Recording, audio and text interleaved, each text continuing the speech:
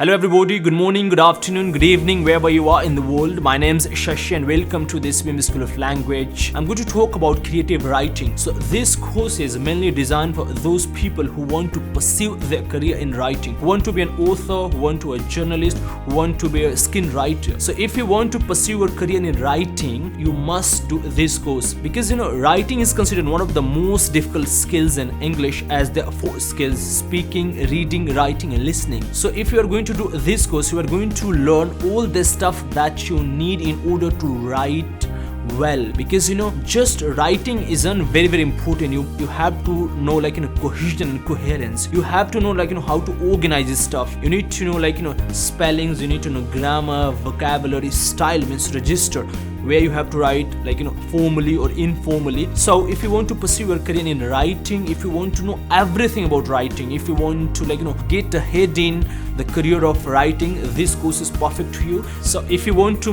know more about this course, visit our website, that's www.sbmschooloflanguage.com, or you can just email us. The email address is sbmschooloflanguage@gmail.com. So thank you so much, bless you.